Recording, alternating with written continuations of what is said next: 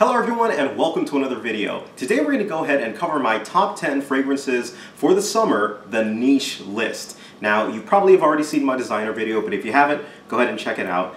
This list is going to cover my niche list. So I love doing these videos and I love my niche list just because these fragrances I've really built up over time. I notoriously did not like summer fragrances as I first started collecting my collection, but as time went on and as I built up my collection, I began to really love these fragrances and really find things that I had treasured. So that's pretty much the background for this. Now, a couple of ground rules really quick. First, this is my list. This is nobody else's list. These are fragrances that I plan on wearing for the summer. This is not like a top 10. These are the best fragrances. These are my fragrances that I plan on wearing this summer. So that's the goal and baseline for it. Two, I live in New York City. New York City is generally between like high 70s and 100 degrees Fahrenheit.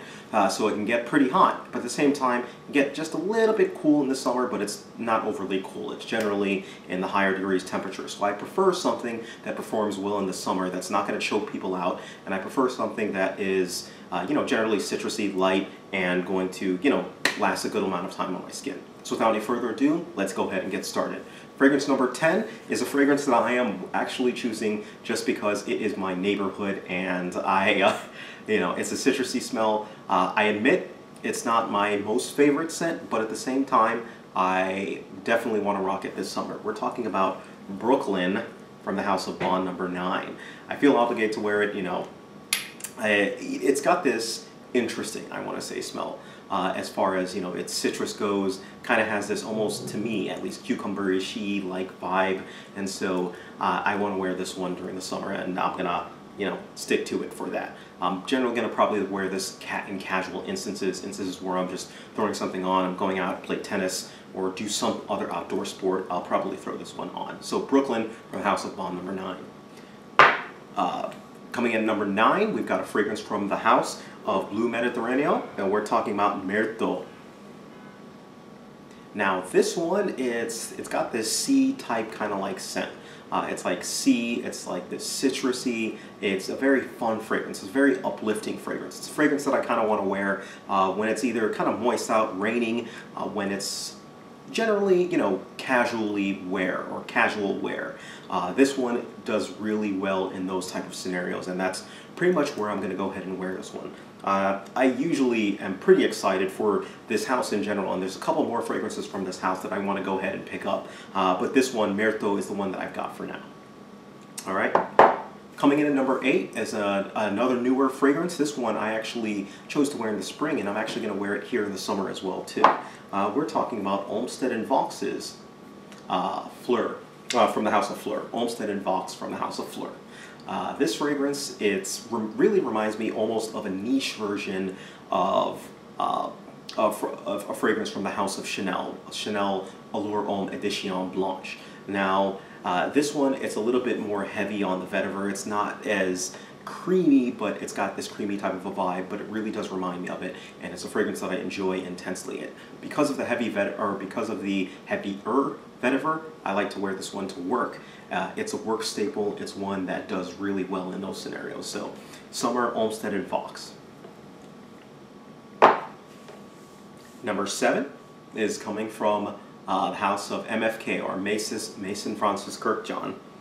We're talking about Cologne pour le matin. Cologne for the morning, or Cologne pour le matin. This one, yeah, I'm probably one of the few reviewers, I think, who's covered this and gone over this, but I really love this scent. As far as, in my top 10s, but I really love this scent because it's just a clean, it's a fresh type of a scent, and it's different enough to the point where when people smell you, they know they're not smelling like a designer scent. They know they're smelling something different, and it's often prompted like inquiries into what I'm wearing, and then it leads to a large conversation of fragrances. And so I like to wear this one to work. I like to wear this one casually as well. I go a little bit more liberal just because I have so much of the fragrance. So another excellent one. In general, I really do love the MFK line, and there's a couple more fragrances from this line that I'm going to go ahead and purchase. I know I said the same thing about the House of Blue Mediterraneo, but it's the same thing for the House of MFK. I think like Aqua Viva, I think, is the one that I'm thinking of, Aqua Vitae.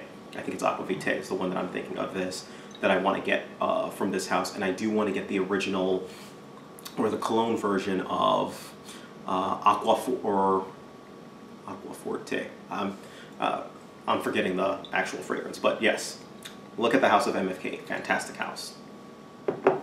Now, fragrance number 6 is from the house of Creed. Creed is, to me, one of the kings of the summer, houses that reign and rule during the summer. Creed's Virgin Island Water. Now, I've purposely limited myself on Creed fragrances only because if I was serious, I could probably fill a whole list of just Creed fragrances that you could wear during the summer. There are so many really good Creed fragrances that you can wear in the summer. So I highly suggest, if you're into high-end fragrances, if you're into those and you want something that is smelling good, look at the House of Creed. They're an excellent choice. But in this Virgin Island water, this is like coconut, it's like rum. It's very playful, it's very uplifting. This is another casual king that I like to wear during the summer. Casual king, if you will, but Virgin Island Water at number 6. At number 5, we've got a clone of a fragrance that is very well known. This may surprise some of you. I'm actually going to be wearing Pineapple Vintage, the Parfum version. Sorry, not, yeah, Eau de Parfum, but more specifically, I know I made the same mistake before in my other video, but they're all Parfum versions. What this one is the Intense version, or sorry, not the Intense version. I keep getting them all wrong. So there's 3 versions of Pineapple Vintage, right? The first one you have is just Pineapple Vintage, right? The next one that you have is Pineapple Vintage Intense, right? And then the next one, final one that you have is Pineapple Vintage Noir, right? This is the Noir version of the actual scent. So Pineapple Vintage Noir is the fragrance I'm going to be choosing to wear. It smells very much like Creed's Aventus. Fantastic actual smelling scent, and I've been going nuts on it just because I have so much on it. It smells close to the fragrance. Obviously, it's not Creed's Aventus. I love my Creed Aventus, and I still have it in my collection. I wear it most of the time, but I'm starting to run out of that stuff, and I'm eventually going to have to pony up for another bottle. But in the meantime, this can fill in as a nice little filler for me to go ahead and wear. So I'm choosing to wear it at number 5, Pineapple Vintage Noir. All right.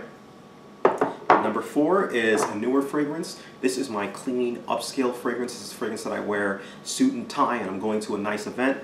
We're talking about Yvra 1958. Yvra 1958, this is the essence of class. It's kind of like an old school fragrance made new, but at the same time updated, and it's just classy, classy, classy all around. Citrusy, at the same time it's got that old school vibe. Absolutely fantastic, right? Yvra 1958. Number 3, this fragrance is from the house of Rapin. I have said multiple times, this would be number 1 if it had longevity. It does not have longevity, does not get number 1, but I love this scent so much. L'Humaniste, or Humaniste. Humaniste. Humaniste. Fantastic scent. This is gin, it's juniper berries, it's citrus, it's absolutely magical.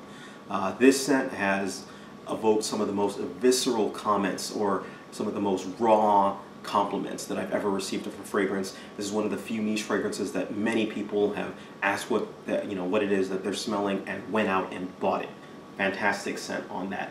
If it had longevity, if they somehow managed to keep the scent and make it last longer, I would easily rank this probably my favorite fragrance, period, in the world.